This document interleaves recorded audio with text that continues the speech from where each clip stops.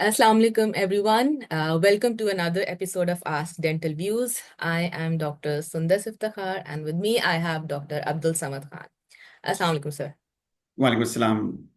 How are you? I'm good. How are you? I'm fine, not bad. Okay, that's nice. So in the intro, we just saw that there was a change in your credentials. So congratulations on that. And Thank you very congratulations, much. yeah, congratulations on securing a fellowship of the Academy of Dental Materials. Yeah, thank you very much. So nice of you. Yeah. So, what are we going to talk about today? Well, today I think like we should discuss about the application process to secure the admission either in master's program or in PhD program, specifically related to secure the Fulbright scholarship. Because recently the call is open. Yes, Okay, and that's why I thought that we should discuss about it because I know many people they us and they want to apply for this scholarship, that's true. right? And specifically because this is specifically related to US. So, and you have your personal experience, to secure the admission and to get fellowship or scholarship in US based universities. So this is, I Yes. think, it's a high time that we should discuss this thing. So whosoever want to apply in the upcoming call, I Mhm. think, which is the end last date is in the beginning of March 2025, Yes, if I'm not sometime in wrong, March. Yes, that's right. right? Okay. So that's our plan that Yes. we should discuss about the application process for the US-based universities. Yes. So, since this application process is a very long process and it has very different components, so we're going to break down the components and we're going to talk about one component per episode so that our episode is not like very long. Right, fair enough. Yeah. So, like, because in this episode you have to mention or you have to, share your experience. So let's start like first. Okay. Let's Yeah. talk about like how did you find the US universities? Okay. That's a difficult question. So, from a lot of different sources. So, Google. And then because I have a background in medical education, so there's this article that I will try to share the link in the description as well. There's this article that has a detail on all the PhD programs in the world for related to medical education. So I searched those programs as well. But unfortunately, all of those programs, even the ones that were face-to-face before COVID, were then converted into hybrid programs. But the issue with the hybrid programs is that you do not get funding for those programs because funding is based on mutual interest. Like you want funding because you want to, because you want your fee waived off and you want some money to for your expenses and all, but university is also interested in you because they want you to work for them as a research associate or as a teaching associate. So that was out of question. So then I started looking for related subjects. So one thing about US is that you will not find a program that is, for example, you will not find a PhD program, particularly in dental materials. You will have to look for subjects that are related to it. For example, Yeah, for like biomedical materials or bioengineering. exactly. Okay. So, for example, for me, I was because I have a background in medical education, so I was looking for courses that have a PhD program in higher education or educational research or curriculum and instruction. So I Googled all those programs. Plus, I also used ChatGPT. I gave it Okay. my, yeah, I gave it my entire. In fact, today I was mentioning to somebody in my university that I found this particular program, which is PhD in educational research from University of Alabama through ChatGPT. I shared my profile, my interests, my background, and ChatGPT generated a list of universities for me, and I found this program. I contacted the advisor, and then there's a long procedure that I will discuss in some other episode because today we're only focusing on the personal statement.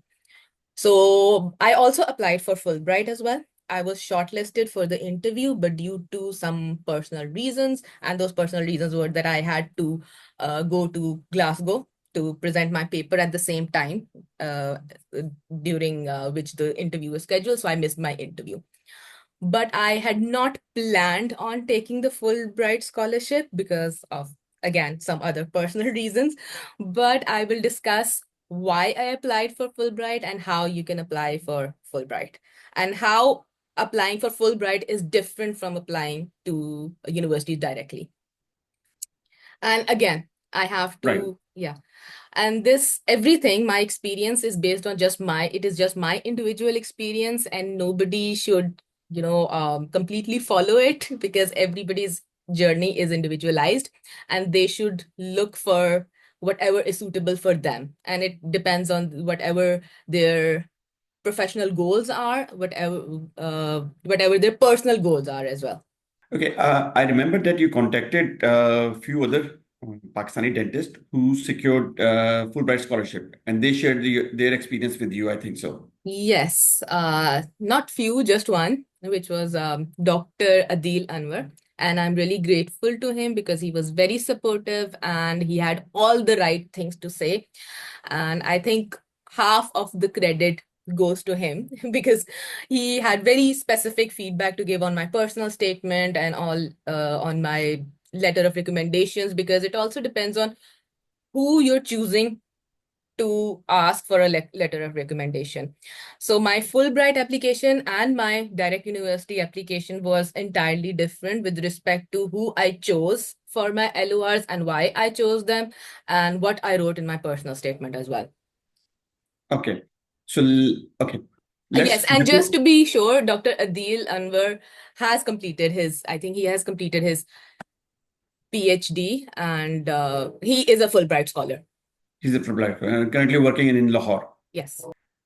Okay, so before going to personal statement, one important question, and that is related to GRE. And because many students or many young faculty members, they ask this thing, how important is this GRE? Either they should take it or not.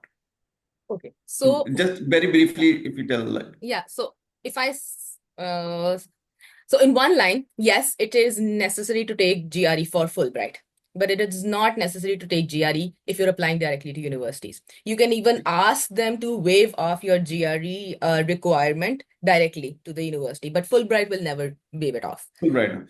So Yes, that's the option. Like those who are going for the Fulbright scholarship, they have to take GRE. they have to. But those who want to apply directly or without getting the Fulbright scholarship, so then there is an option available, but it Yes. depends on that university. Some universities they offer this thing that to waive off the GRE, Yes, right? because they look Fulbright. at your transcript and they look at your personal statement, and if you whether you have a research profile or not, and mostly they do waive it off based on your GPA.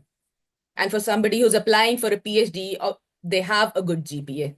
So they usually, because I have a colleague who is applying in this session, his GRE was waived off by my university. Okay, Yeah. okay. So because there is a confusion because many people sometimes in Pakistan maybe it happens that especially related to dentistry people they are scared of this GRE, So was I. right? So was Yes. I. That is why I did not apply for a master's program in Fulbright, but I thought, it doesn't hurt to attempt a GRE because I was already planning on applying directly. So I thought, why not just take GRE, because it will then broaden my options. Because even if you're applying directly, so for example, when I was applying here, they required GRE. So I did not request them to waive it off. I just submitted the score that I had, in my first attempt, and I just took one attempt. So even for Fulbright, if you're applying for PhD, you just have to secure the minimum score that they have asked for. So during my time, it was 145 in quant, 145 in verbal, and I had 149 and 154. And I was shortlisted Okay. for the interview. Yeah. And I So, even met some of the people who were shortlisted for the interview. Their score was even lower than the minimum that was required. So look at the application, even if you have not secured, because when you're taking the exam, after the exam ends, you know what your score is. And then you can decide whether you want to send it to the Fulbright application or not. So even if you've scored less than the minimum required score and you do not plan on taking it again, I would suggest that you send the score in, because they're looking at your application holistically, not just, one particular thing. right, okay. And now then again one more question related to GRE. How did you prepare for GRE?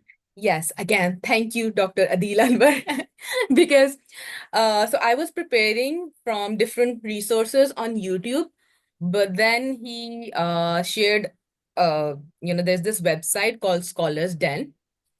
So I'm not paid to say their name over here, but I bought this subscription for 1 month. They have different packages. So you can buy a 1 month subscription or a 3 month subscription plus five. I got like 5 mock tests. So I bought a 1 month subscription and 5 mock tests. And surprisingly, my score was very similar to the last mock that I took at home. So it's a very good We'll mention resource. this. We'll Yes, mention this definitely. website in our description. But are there any other websites other than this? Yes, they are. I think there's Magoosh because I download their app in my phone so that I can, just go through all the words because their verbal, which is their English, is quite difficult. Because I took TOEFL as well, but TOEFL was very easy. The GRE Okay. English is quite difficult, even difficult than their maths. So for that, I had downloaded the Magoosh app, and I would even, when I was like sitting idle, not doing anything, I would just go through that app just to revise those words. But there are many resources, so you can just select whichever suits you. Okay. And if you, sorry, I'm cutting you. So if you like prepare for 2 months and give like 3 to 4 hours, I am sure that you're going to secure near 150. That was actually my question. Like, Yeah. how much time is required to prepare for this GRE? I prepared for 1 month and Okay. I would usually give like 2 to 3 hours a day because I had other commitments as well. So I couldn't give much time to it. So it was like 3 to 4 hours a day for a month. Fair enough. Good. Good. Okay. So that's a brief description or discussion about GRE. Mm, And then next we'll discuss about the personal statement, right? yes. So Yes. we are closing here for our today's discussion. Okay, and we'll pursue or we'll continue with the personal statement. Okay. Okay, so this was a brief introduction about the Fulbright Scholarship and how it is different from applying directly to US universities. So we're going to end this episode here, and then in the next episode, we're going to discuss different components of the applications one by one. All right. Okay. And if you have any questions, so you can contact us through our Facebook page. Mm. Okay, or you can put your questions in the comment box as well. Right? And yes, Okay.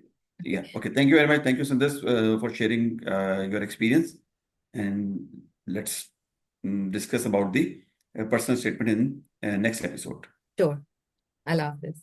Allah Hafiz.